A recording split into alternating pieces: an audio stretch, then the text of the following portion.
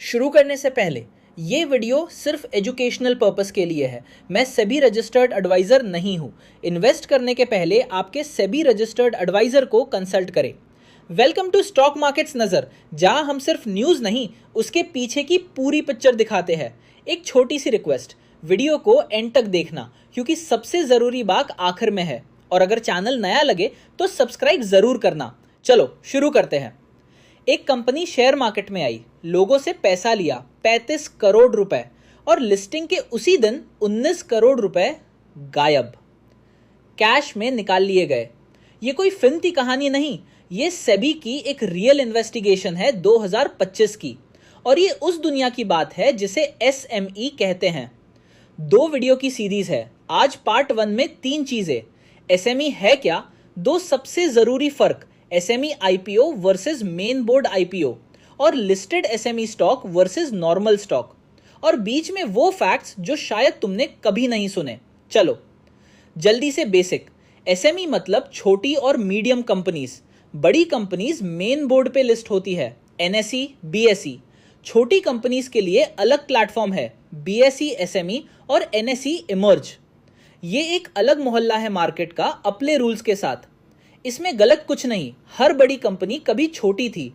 Problem तब शुरू होती है जब इन्वेस्टर को इस मोहल्ले के रूल्स नहीं पता, वही समझते हैं। पहला बड़ा फर्क, SME IPO versus main board IPO. 4 चीजें।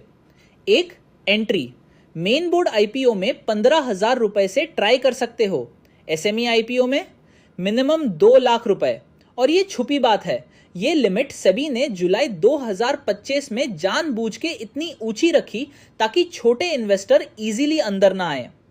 2, अलॉटमेंट। और ये 99% लोग नहीं जानते। मेन बोर्ड में लॉटरी है, ज्यादा लॉट लगाने से चांस नहीं बढ़ते, लेकिन एसएमई में प्रोपोर्शनेट, ज्यादा लगाओ ज्यादा मिलेगा। बिल्कुल अलग खेल, इसलिए बड़े पैसे वाले एचएनआई यहां आते हैं। 3, जांच। मेन बोर्ड को सेबी की पूरी स्क्रूटनी से गुजरना पड़ता है, एसएमई को रिलेटिवली कम। और 4, एसएमई में लिस्टिंग के बाद भी एक शेयर नहीं, पूरा लॉट लेना पड़ता है। इन्हीं 4 में रिस्क छुपा है, एंट्री, अलॉटमेंट, स्क्रूटनी, लॉट्स। 4 फर्क, 4 रिस्क। अब एक फैक्ट जो गलत समझा जाता है, लोग कहते हैं 2024 में 90% एसएमई आईपीओ ने प्रॉफिट दिया। सच है, लेकिन आधा सच। 247 आईपीओ आए, लिस्टिंग पे ऊपर गए, लेकिन उसके बाद का वॉलेटिलिटी ये नंबर छुपा देता है। लिस्टिंग गेन और लॉन्ग टर्म वेल्थ 2 अलग चीजें, यही जाल है। दूसरा बड़ा फर्क, listed SME stock versus main board stock. 3 चीजें। 1, लिक्विडिटी, सबसे इंपॉर्टेंट। मेन बोर्ड में हजारों लोग खरीद बेच रहे होते हैं, एसएमई में बहुत कम। मतलब जब बेचना चाहो खरीदार ही ना मिले, पैसा फंसा रह जाए। एसएमई में ये नॉर्मल बात है। 2, इंफॉर्मेशन। बड़ी कंपनी हर क्वार्टर सब बताती है, एनालिस्ट ट्रैक करते हैं, एसएमई पे उतनी नजर नहीं। और 3, कम लिक्विडिटी का मतलब प्राइस को ऊपर नीचे करना आसान, यही मैन्युपुलेशन आता है। अब मैं वो दिखाता हूं जो डरा देगा, पर जानना जरूरी है।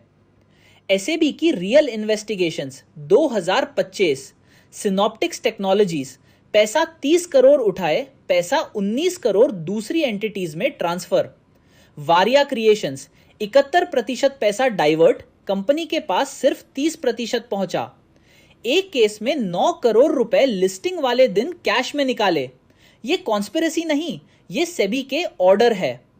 और सबसे बड़ा सिग्नल, सेबी के एक होल टाइम मेंबर ने खुद कहा, एसएमई लिस्टिंग्स को ना कहना सीखो।